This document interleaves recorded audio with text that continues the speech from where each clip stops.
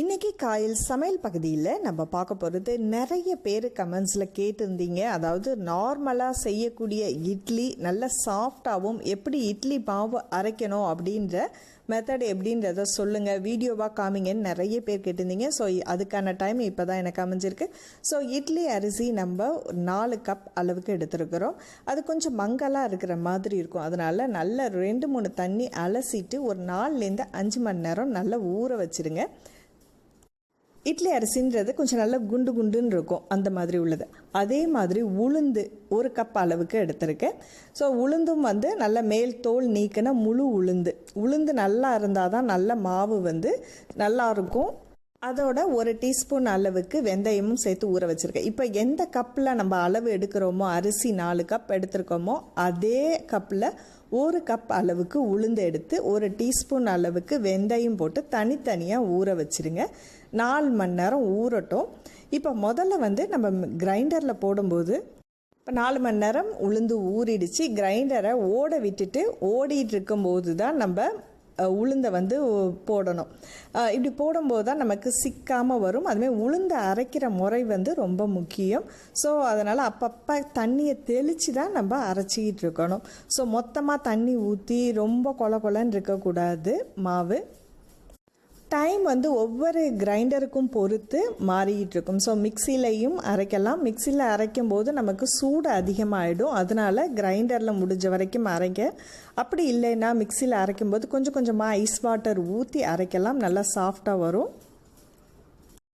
உளுந்து நல்லா பந்து மாதிரி நல்லா உருண்டுக்கிட்டு திரண்டுக்கிட்டு வரும். ஸோ இந்த மேலே உள்ள சில கிரைண்டரில் பார்த்திங்கன்னா இந்த மேலே இருக்குது பார்த்திங்களா, அது நல்லா டைட்டாக மூடி இருக்கணும். அப்போ தான் அரையும் போது ஃபுல்லாகவே உளுந்து அரையும்.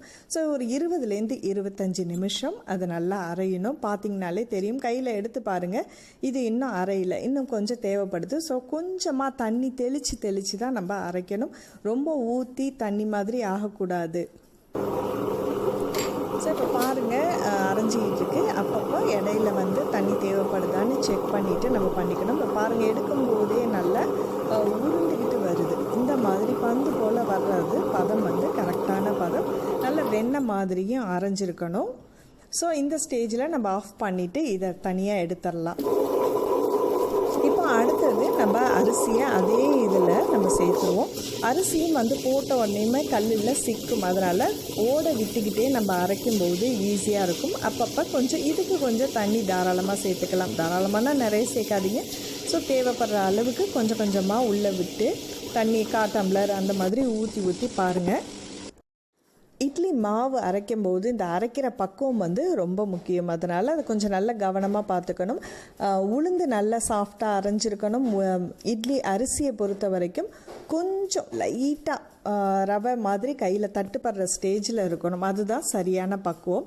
ஸோ அப்பப்போ கொஞ்சம் கொஞ்சமாக தண்ணி ஊற்றி அரைங்க. சாஃப்டாக இன்னும் வேணும், இதுலேயே உங்களுக்கு இட்லி நல்லா சாஃப்டாக வரும். சில பேர் ஜவ்வரிசியோ அல்லது அவல் அந்த மாதிரி கூட சேர்ப்பாங்க.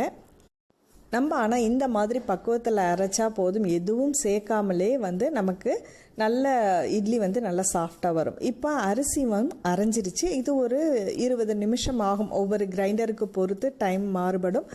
நீங்கள் கொஞ்சம் லைட்டாக தான் நரன்னு இருக்கணும். ரொம்ப நரன்னு ஆகக்கூடாது. அதே மாதிரி ரொம்ப பேஸ்ட்டாகவும் இருக்கக்கூடாது. ஸோ அரிசி இந்த மாதிரி ஸ்டேஜில் நம்ம ஏற்கனவே அரைச்சி வச்சுருக்கிற உளுந்தையும் சேர்த்து கடைசியாக ஒரு கலக்கு, கையை வச்சு கலக்கிறத விட இந்த மாதிரி மிக்ஸ் பண்ணிவிடுவோம். ஃபஸ்ட்டு நல்ல ஒரு 5 மினிட்ஸ். இங்கே பாருங்கள், மாவு நல்லா எல்லாமே கலந்து நல்லாவே மிக்ஸ் ஆகிடுச்சு. இப்போ இதை நம்ம வேறு ஒரு எதில் பாத்திரத்தில் வைக்க போகிறோமோ அந்த பாத்திரத்தில் நம்ம ஊற்றி வச்சிடலாம்.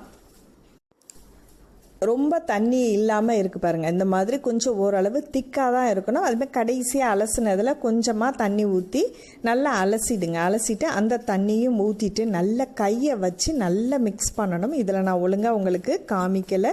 ஏன்னா நல்லா மிக்ஸ் பண்ணும்போது தான் மாவு நல்லா புளிக்கும். அது கரண்டி வச்சு கலக்கிறத விட கையை வச்சு கலக்கணும். இதில் தேவையான அளவுக்கு உப்பு ரொம்ப நிறைய போடாமல் 1 டீஸ்பூன் அளவுக்கோ 2 டீஸ்பூன் அளவுக்கோ நல்லா கையை வச்சு அடித்து கலக்கணும்.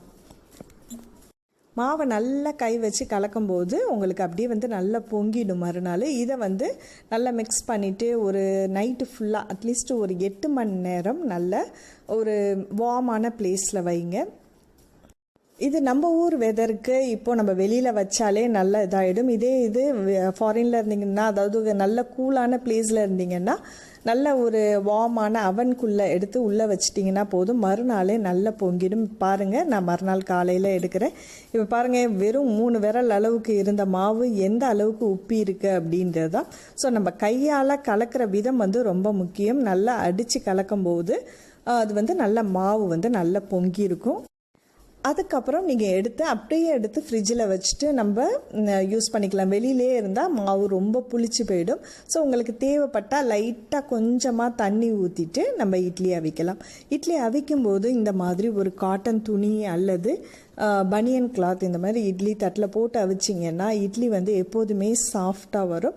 ஸோ மற்ற இந்த சில்வர் தட்டில் வச்சு பிளேட்டில் நம்ம எண்ணெய் தடவி வைக்கிறத விட இந்த மாதிரி துணியில் வச்சு அவிக்கும்போது இட்லி நல்லாவே சாஃப்டாக வரும். ஸோ இதில் ஒவ்வொன்றுத்துலேயும் ஒவ்வொரு குழிகரண்டி அளவுக்கு நம்ம இட்லி ஊற்றிக்கிறோம். இந்த மாவை நம்ம அரைச்சி வச்சிட்டோம்னா ஒரு வாரம் வரைக்கும் நம்ம ஃப்ரிட்ஜில் வச்சு யூஸ் பண்ணிக்கலாம். அதே இது மாவை அதிகமாக புளிப்பு ஏற நம்ம அதில் ரவை இட்லியோ அல்லது வேறு ஏதாவது இட்லியோ நம்ம செஞ்சு யூஸ் பண்ணிக்கலாம்.